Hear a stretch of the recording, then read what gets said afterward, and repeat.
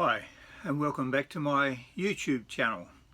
I just thought I'd try a little experiment today with a little bit of different lighting, and thought I might just patch into cover two birds with one stone, if you like, which is a bit of a play on words, because I want to talk a little bit about bird watching and bird photography today, which you'll see is quite common on my blogs. It's a theme on my blogs and on my YouTube channel.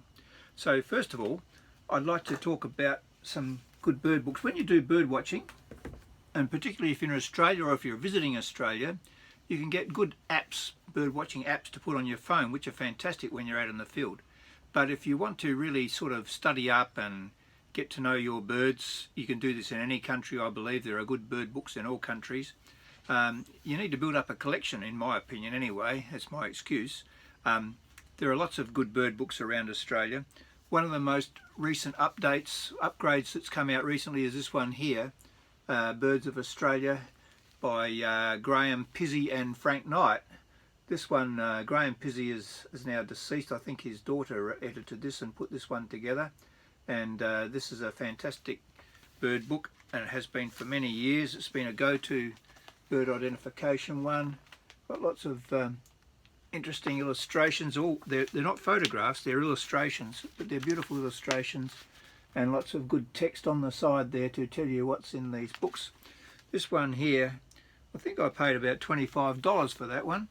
But there's another recent one that I got as well. That's a latest edition, that one that I've got, and I've got several other by different authors. But the latest one that I bought recently is called The Complete Guide to Australian Birds by George Adams. Now, George Adams has been doing a few bird books in Australia over the last few years. He didn't seem to me, in my opinion, to be one of the mainstays like Graham Pizzey and Michael Morecombe and all those sort of people that were doing them. But he's come out with this one here, which is a beautiful edition. And that's The Complete Guide to Australian Birds by George Adams.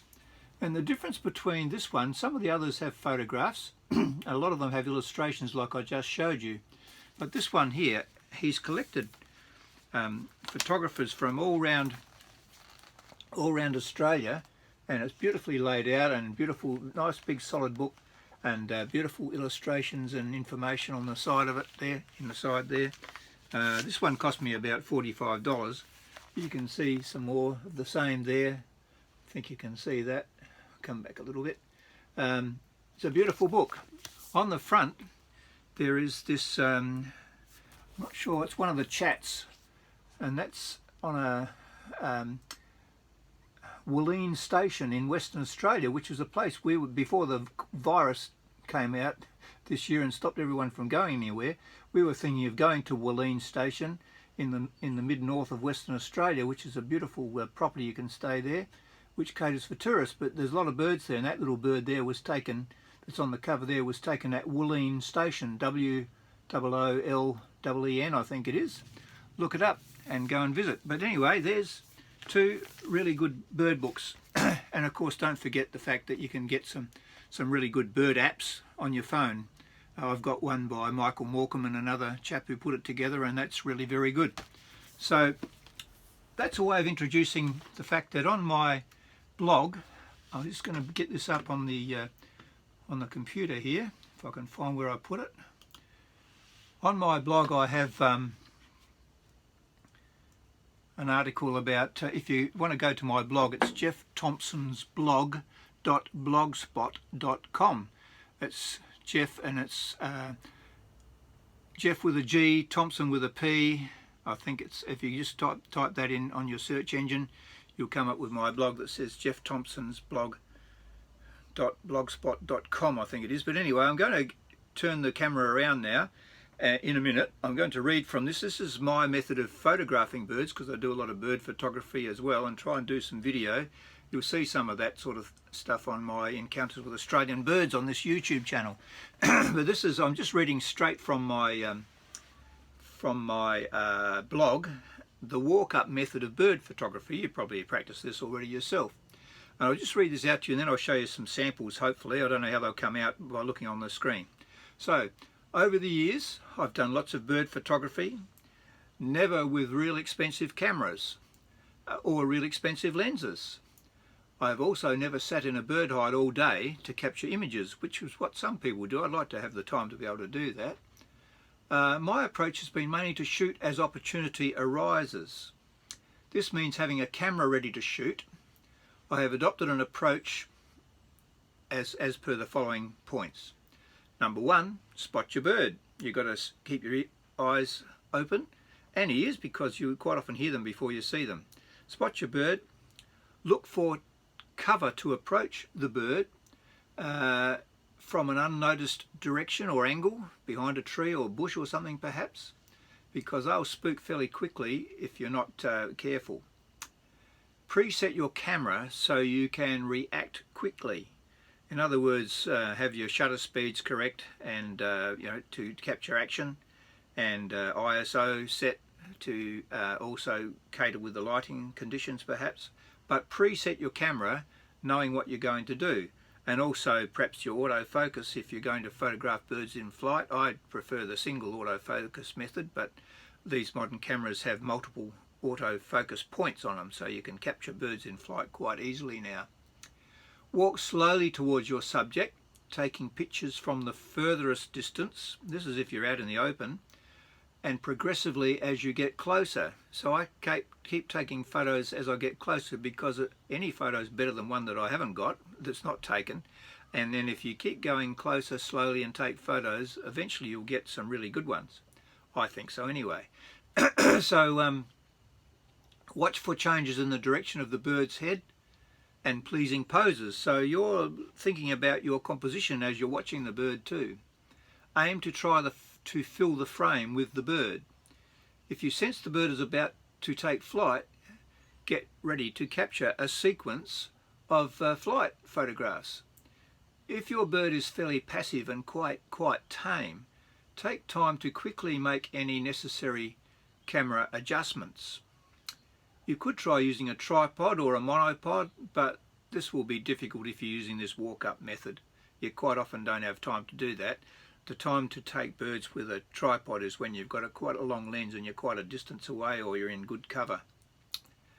With Australian emus, you can actually attract them in close to you and get many great shots. They are very curious and will come from a long way off to investigate if you are sitting in a stationary car, and if you're slowly waving a coloured jersey or jumper out of the window, and you'll find that they can come up to you from quite a long distance away, because they are curious and they can come right up to the car. Anyway, I'm going to now click on this and bring this up to all these shots that I've got on here. I don't know how well you're going to see these. Just going to grab the camera and reverse the pictures now. Let's have a look and see. How do I do that? No, maybe. Okay, here we are looking at the screen. So this is a white egret in South Australia's Riverland, and I was quite a reasonable distance away from him, but I started walking towards him. I had a telephoto zoom lens on my camera, and let me just see if I can make this a bit steadier. Don't know whether I can. No, I'll just continue to hand hold it. You'll have to put up with that, because this is an experiment. I'll probably perfect this next time I do it. So there you go, there's that one there, and he was a fair way away. I hope you can see him. He's a white egret sitting in the tree there. This is the next shot. Of course, you experiment with the portrait format or the landscape format. Got a bit closer to him there. Getting a bit closer. Notice he's turned his head. I'm getting a bit closer, and he's turned and looking this way. Turned his head again. I'm still getting closer. Getting closer. Getting closer. He's getting wary of me.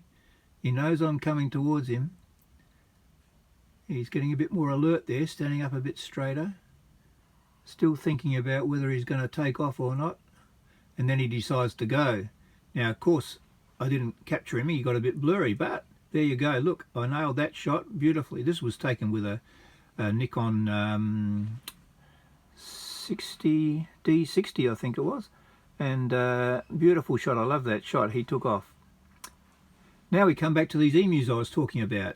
These emus were, see those hills up on the horizon there, sorry, the trees on the horizon, they were a couple of 100 yards away from the car. but I could see them in the distance. We stopped the car, and I didn't even wave anything out of the car. They just became curious, and they kept coming closer and closer till the point where they got right up to the car door, and then you can see them through the window. I opened the door. They would have probably just about come inside the car if I had have done that. Then they crossed the road in front of us. It's a bit of distortion in the lens there because the sun's shining into it. But there you go. That's what I call the walk-up method of bird photography. So I hope you've enjoyed this little video. It's a bit of an experiment. I'm not sure how that'll play back. Experiment in lighting, experimenting in taking a video of the actual screen on my Mac there, on the iMac. So if you like it, give it a thumbs up. If not, don't give it the thumbs up, but just maybe make a comment. And if you like all this stuff, well, please subscribe. And you'll find links to my blogs. I've got 5 blogs altogether. I think, no, 5 or 4, I'm not sure. Which you'll find linked in my YouTube channel in the comments there somewhere. So thanks for watching again, and hope to see you next time.